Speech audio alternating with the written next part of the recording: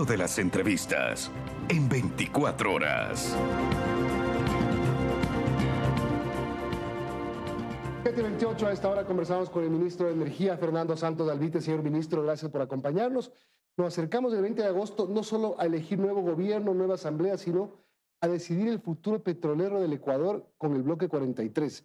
Yo le escuché a usted la semana pasada decir, no solo es la plata que se pierde, que se va a dejar de obtener, el apagado. Ya conversamos de eso, pero quiero preguntarle una cosa, porque le escuché decir, vienen los madereros, vienen los depredadores de los árboles y viene la minería ilegal. Así es, no vamos a ganar nada. Primero, el mundo no se va a dar cuenta porque los 55,000 barriles que dejemos de producir para mejorar evitar el calentamiento global, lo va a producir otro país. Esto en cuanto al efecto neto internacional. En segundo lugar, es una zona remota, ¿verdad? No hay carreteras, hay que llegar por ríos. La única presencia del Estado es la de Petroecuador, que impide que los colonos, primero los colonos que han destruido el nororiente, segundo los madereros ilegales, porque es precioso el Yasuní en maderas de alto valor. Y luego el río Napo corre por la mitad del Yasuní, es el río con oro aluvial más rico de América. Entonces se va a Petroecuador, se crea un vacío y vendrán los colonos, los madereros ilegales, los mineros ilegales y ojalá no los sembradores de coca que cerca en la frontera con el Perú y en Colombia también aprovechan de la ausencia del Estado. Así es que estamos jugando con fuego. En lugar de ayudar a conservar el medio ambiente, podemos crear las condiciones ideales para la destrucción del ITT y un daño muy serio al país. Una cosa es haber planteado una consulta popular antes de que se inicie la explotación del ITT. Otra cosa es 10 años después que se mantenga la misma pregunta inclusive. ¿Usted cree que la Corte Constitucional actuó mal? Mire, tengo que decirlo que la Corte Constitucional, a quien respeto por supuesto, actúa con parámetros no ecuatorianos, que viven en una torre de marfil, con parámetros de Suiza o de Holanda, ¿verdad? No solo es en el Yasuní, en la minería, ponen unas dificultades para la actividad minera que en ninguna parte del mundo. Y obviamente, 10 años después ha cambiado todo. Durante estos 10 años que Petroecuador entró a producir en el Yasuní, no ha habido ningún derrame, todo está limpio. Le acabo de escuchar el día de ayer a un señor que fue de la Corte, Ramiro Ávila, me parece que, decir qué bien que está el Yasuní. Él mismo reconoce, y él que fue uno de los proponentes de este plebiscito. Yo le pediría a la Corte Constitucional, a quien, repito, respeto mucho, un poquito más de contacto con la realidad del país, ¿verdad? Lindo vivir en una burbuja y pedir que este sea un modelo mundial de medio ambiente, pero hay que conjugar las realidades, un cuidado ambiental, pero también tiene que desarrollarse el país. Así es que no se dieron cuenta, quizás con la buena intención de cuidar la naturaleza, el daño gravísimo que se puede hacer a la economía, a la ecología. Y le hablo de los 10 años de diferencia. Una cosa es antes de que se hagan, ¿cuántos millones de inversión se hizo para que funcione el ITT? Así es, han salido muchos millones de barriles. Esa gente que vivía aislada, la gente que vive en el Yasuní, tiene empleo. Por primera vez ha tenido acceso a los servicios básicos, la educación, la electricidad, las carreteras en 10 años. Si volvemos al pasado, tendrán que retornar a la edad de piedra, lamentablemente. Se ha invertido casi $2.000 millones. Eso es lo que costó instalar la infraestructura para que se explote el bloque 43. Han sido $2.000 millones. Hay programas de inversión adicional, porque el Ispingo al principio, el Tambococho Tiputini tienen una historia de producción interesante. El Ispingo, los primeros pozos resultaron fallidos, un pésimo crudo. Hoy han encontrado otra arena más productiva. Es un campo que puede seguir produciendo 15, 20, 25 años. Es una infraestructura. Como sale con mucha agua el crudo, Milton, hay que hacer unos grandes separadores que están empotrados bajo la tierra, que han costado centenares de millones de dólares. Me paso a otro tema. Eso se pierde. Eso se pierde. Se pierde, hay que desmantelarlo.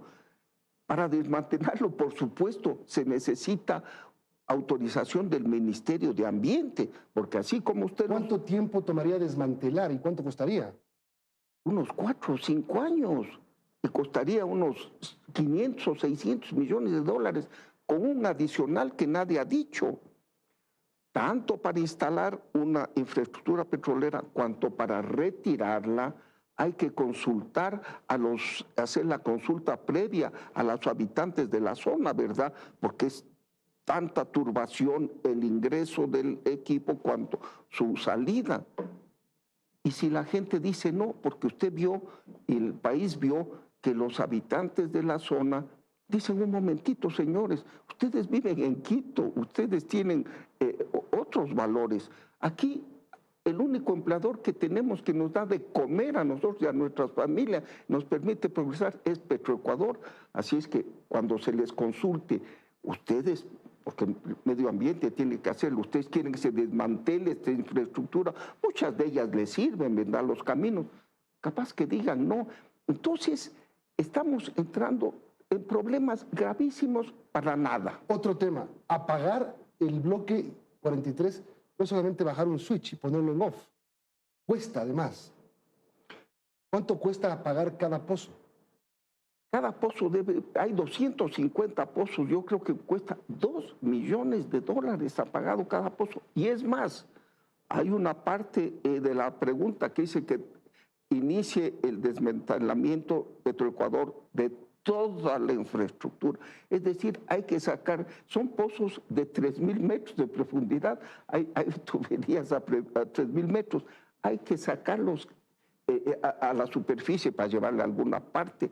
Así es que se va a crear un caos, no solo económico, al quitarle al país un gran ingreso, sino nunca se ha desmantelado un campo en el país. Desde los años 70 todos siguen produciendo. Es una experiencia nueva. Ahí sí puede haber problemas, derrames, explosiones, un pozo que se le cierra mal cerrado, que se acumule el gas y explosión y casi una catástrofe. Así es que ojalá pensara el país bien y dijera, no nos metamos en esta aventura. ¿Por qué el gobierno no se inscribió para hacer campaña por el no? Para evitar la politización del tema, Milton, para que no digan el voto a favor o en contra del gobierno, sino que para que la ciudadanía analice fríamente. ¿Qué vamos a lograr? Nada en cuestión de calentamiento global. Vamos a crear un vacío en la selva cuando se vaya a Ecuador, que vendrán los ilegales. Vamos a disminuir el ingreso fiscal. Las rentas. 1.200 millones de dólares solo impuestos generó el ITT en el año 2022. En exportación, pero mire, Milton. Y hablemos de la exportación, de la venta. En dólares, 1.200 millones de dólares en un país dolarizado. Y quiero decir también otra cosa. El país lamentablemente ya no es un exportador neto de petróleo, es un consumidor. ¿Por qué? Porque hemos suspendido la actividad exploratoria y la producción está estancada. Desde el 2003 que se terminó el OCP, está estancada la producción en 500.000 barriles por día alrededor. Bien, las últimas cifras, Milton, estos 5 meses de este año, los primeros, las exportaciones de petróleo han sido 2.500 millones de dólares, 500 millones mensuales. Las exportaciones y las importaciones de derivados 2.700 millones. Es decir, más nos cuesta importar combustibles que exportar crudo. Y de este pequeño saldo que nos queda para la exportación, se le quita el crudo del OCP que no va a las refinerías. O sea, le da el golpe usted de gracia a la exportación. Un país dolarizado necesita dólares. Si tenemos una balanza positiva en dólares es gracias al petróleo. Si le quitamos ingresos a la balanza petrolera, ponemos en riesgo el sistema monetario. Esto es una cadena de consecuencias que no las analizó la Corte, quizás movida por un sentimiento que todos tenemos de cuidar el medio ambiente, pero uno tiene que ver cuál es el efecto de sus medidas. Puede ser catastrófico para el país. Un tema final, ministro, que tiene que ver con el sector eléctrico. Empresas industriales que se han beneficiado del subsidio de las rebajas en las tarifas eléctricas no generan empleo. Mineras, petroleras, con récord de utilidades, 5 años beneficiarios de 400 millones de subsidios. ¿Esa cifra es correcta? Hay un estudio que se está analizando, ¿verdad? La decisión de subsidiar o no ciertos sectores lo toma el gobierno en base a muchos elementos. Así es que hay un estudio último de que esa buena voluntad de crear un estímulo a los industriales para que usen energía en las noches no está dando el resultado. Sí es beneficioso porque si usted baja los costos de producción, el producto final sale más barato. ¿Y en qué no da resultado? ¿En qué no está dando resultado? Que el número de empresas que se esperaba que iban a utilizar la luz, iban a poner un turno a las 12 de la noche a 6 de la mañana, no es el número que se esperaba. Muchas lo están haciendo, así es que está en análisis este estudio, pero son cifras muy pequeñas. ¿Cuánto? 50 millones de dólares frente a un mercado de más de 2 Ese es el subsidio que se genera. Exactamente. ¿Se podría eliminar ese subsidio? Sí se le podría eliminar. Pero ¿usted qué recomendaría? ¿O creen en el empleo que esto generó expectativa por eso mismo? Así es. Han generado empleo, han pagado una tarifa menor de luz y por lo tanto sus productos han sido más baratos. Así es que esta decisión, yo no tomo decisiones sobre subsidios, son decisiones presidenciales, pero estamos terminando el estudio. Hay opiniones a favor y en contra dentro de los mismos técnicos del ministerio. ¿Cuánto empleo han generado? ¿Se puede saber eso? ¿Usted tiene la cifra o no? Unos 50 millones, yo creo que sí se puede bajar unos 20 o 30, porque algunas empresas sí realmente han utilizado estas horas en las cuales no hay consumo para instalar turnos y sí es un beneficio.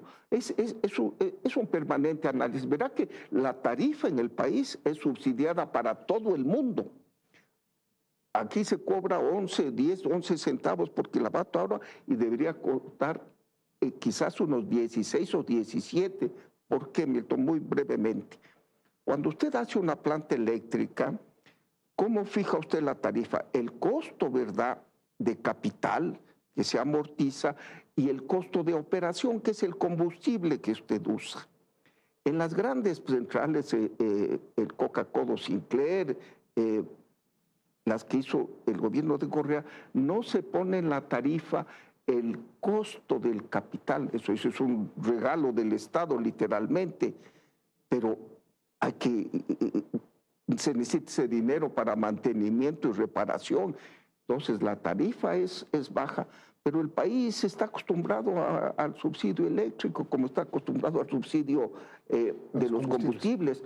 Es un país subsidiado, así es que un levantamiento de subsidios siempre afecta al que se beneficia. Así es que estamos analizando. Hay personas que dicen, técnicos nuestros, manténgase este subsidio porque la industria necesita ser competitiva. Otros dicen no, porque no han usado el número de empresas. Pero sean competitivos, generen empleo. Generan muchísimo empleo. Pero no generan el que esperaron al tener este subsidio por las noches. No se generó lo que esperaba, porque se decía muy bien, de entre las 12 de la noche, 11 de la noche, 6 de la mañana, nadie consume, pero las plantas pueden operar, hay agua, hay las hidroeléctricas, use a esas horas. pero socialmente y laboralmente es difícil, ¿no? Entonces, creímos que iba a haber una avalancha de compañías que pongan un turno para la noche.